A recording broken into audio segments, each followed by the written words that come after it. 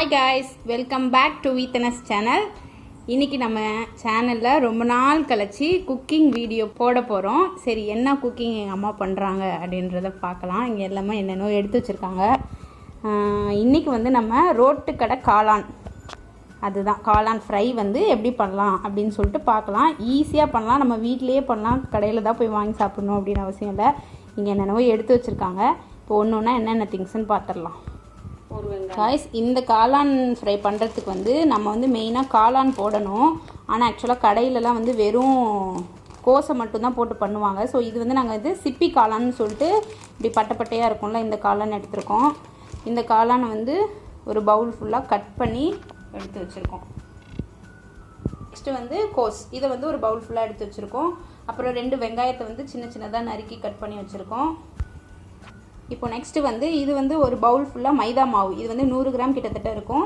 மைதா மாவு ஒரு பவுல் ஃபுல்லாக எடுத்துக்கணும். இது வந்து கார்ன்ஃப்ளவர் மாவு ஒரு 50 கிராம் அளவுக்கு. இது வந்து அரிசி மாவு ஒரு டீஸ்பூன் அளவுக்கு எடுத்துக்கணும். அடுத்தது மசாலா, இது வந்து கரம் மசாலா 1 டீஸ்பூனு. காரத்துக்கு ஏற்ப நம்ம மிளகாய் தூள் நாங்கள் வந்து ஒரு 1.5 டீஸ்பூன் எடுத்துருக்கோம். இஞ்சி பூண்டு விழுது வந்து 1 டீஸ்பூன். ஸோ இதெல்லாம் வந்து கார்னிஷ்காக எடுத்து வச்சுருக்கிறது. ஃபஸ்ட்டு வந்து நம்ம பக்கோடா மாதிரி போடணும். இந்த கோஸு, இந்த இது மஷ்ரூம், இதெல்லாம் இந்த மசாலா எல்லாத்தையும் சேர்த்து இந்த மாவெல்லாம் போட்டு பிசைஞ்சு பக்கோடா மாதிரி செஞ்சுட்டு, அதுக்கப்புறம் இந்த பக்கோடா வந்து உதிர்த்தியாக பண்ணிவிட்டு அதுக்கப்புறம் தான் நம்ம வந்து அந்த காளான் ஃப்ரை பண்ணணும். சரி வாங்க இப்போ வந்து பக்கோடா செய்யலாம். ஓகே கைஸ், ஃபஸ்ட்டு வந்து இந்த பக்கோடா செய்கிறதுக்கு 1/2 ஸ்பூன் உப்பு போட்டுக்கிறோம். ஓகேங்களா, உப்பு போட்டாச்சு.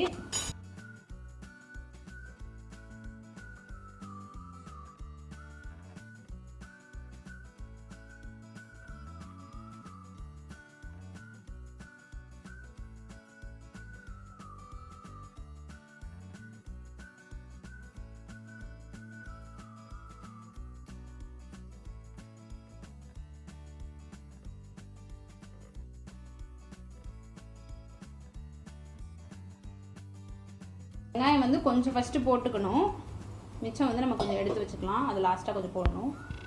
ஓகே, இப்போ அது வந்து நல்லா பிசைஞ்சிக்கணும். ஃபஸ்ட்டு நார்மலாக பிசைஞ்சிட்டு லைட்டாக தண்ணி வேணும் அப்படின்னா தண்ணி கொஞ்சம் ஆட் பண்ணி பிசைஞ்சிக்கலாம்.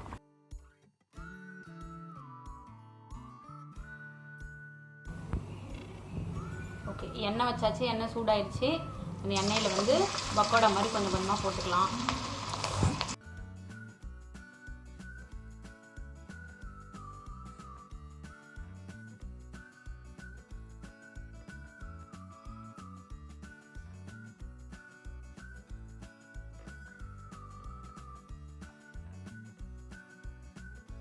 ரைஸ் பாருங்கள், நம்ம வந்து எல்லா மாவையும் வந்து போண்டா மாதிரி சுட்டு எடுத்துக்கிட்டோம். இப்போ இதை வந்து நல்லா உடச்சி விட்றணும்.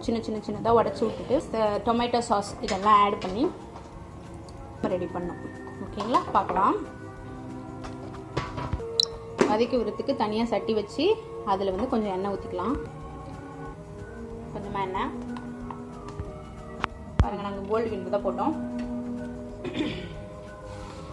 இது நம்ம அடுத்தது வந்து வெங்காயம். இப்போ இதில் வந்து வெங்காயம் மிச்சம் கொஞ்சம் எடுத்து வச்சோம்ல, அந்த வெங்காயத்தை போட்டு இதில் நல்லா வணக்கிக்கணும். பாருங்கள், அந்த எண்ணெய் வந்து தண்ணி மாதிரி இருக்குல்ல. இப்போ நம்ம எடுத்து வச்ச கருவேப்பிலையும் இது கூட ஆட் பண்ணிக்கலாம்.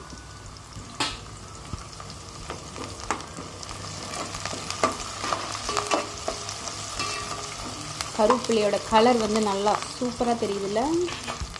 அடுத்தது 1 ஸ்பூன் இஞ்சி பூண்டு, ஒரு 1/2 ஸ்பூன் கிட்டத்தட்ட. நமக்கு வந்து அந்த மசாலாவோட டேஸ்ட் எவ்வளோ ஸ்ட்ராங்காக வேணுமோ அதுக்கு தகுந்த மாதிரி நம்ம இஞ்சி பூண்டு ஆட் பண்ணிக்கலாம். நாங்கள் வந்து 1/2 ஸ்பூன் கிட்டத்தட்ட ஆட் பண்ணியிருக்கோம். வாசம் இப்போவே சூப்பராக வருது. இப்போ இதில் வந்து 1/2 ஸ்பூன் மிளகாத்தூள் ஆட் பண்ணிக்கலாம். நம்ம ஆல்ரெடி 1.5 ஸ்பூன் போட்டிருக்கோம், அதனால் வந்து கொஞ்சம் கம்மியாக தான் ஆட் பண்ணிக்கிட்டோம். 1/4 ஸ்பூன் மஞ்சத்தூள். அடுத்தது வந்து கொஞ்சம் கரம் மசாலா போடணும்.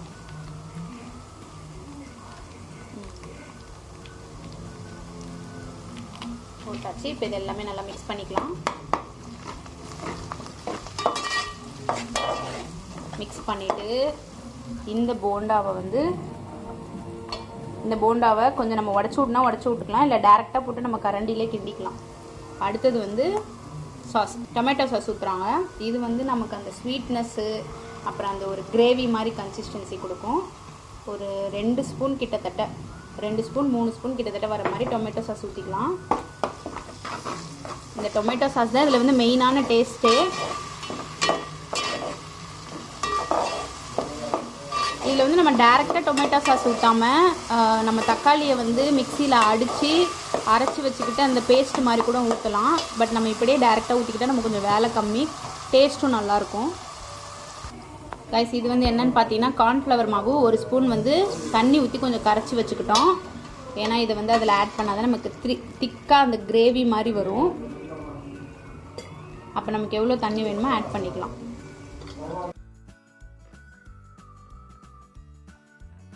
கொஞ்சம் கொதிக்கட்டும்.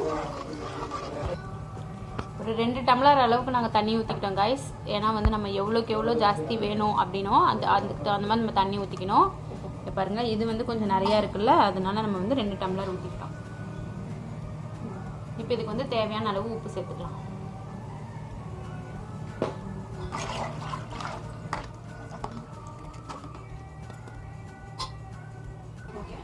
கைஸ் இது வந்து நல்லா கொதிச்சுட்ருக்கு. இப்போ இது கொதிச்சு லைட்டாக சுண்டுனதுக்கப்புறம் நம்ம ஆல்ரெடி சுட்டு வச்சுருக்கோம்ல போண்டா, இந்த போண்டா மாதிரி அதை வந்து கொஞ்சம் உடச்சி உள்ளே போடணும்.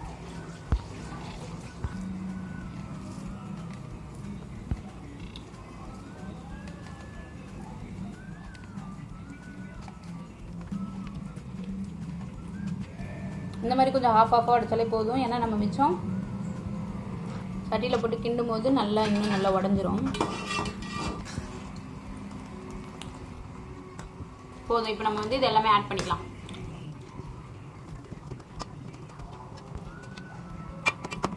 இது வந்து கொஞ்சம் நல்லா 5 நிமிஷம் வேகட்டும்.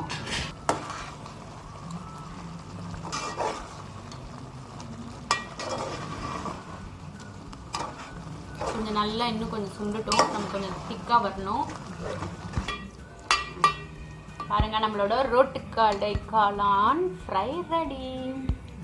அவ்வளோதான். இந்த திக்னஸ் வந்தவொடனே நிறுத்திடலாம் அடுப்பை.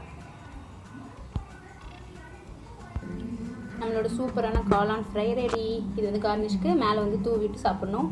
நாங்கள் வந்து ஃபுட் கலர் ஆட் பண்ணாதனால அப்படி இருக்குது. கலர் வந்து லைட் கலர் மாதிரி தெரியுது. உங்களுக்கு ஃபுட் கலர் நீங்கள் ஆட் பண்ணிங்கன்னா உங்களுக்கு நல்லா இன்னும் டார்க்காக இருக்கும். அவ்வளோதான். வெங்காயமும் கொத்தமல்லியும் போட்டு நம்ம நல்லா அருமையாக சாப்பிட்டுக்கலாம். ஓகே காய்ஸ், வீடியோ பிடிச்சிருந்தா லைக் பண்ணுங்கள். நீங்களும் வீட்டில் ட்ரை பண்ணி பாருங்கள். எங்கள் சேனலுக்கு சப்ஸ்கிரைப் பண்ணிக்கோங்க. தேங்க்யூ. நெக்ஸ்ட் வீடியோவில் சந்திக்கலாம்.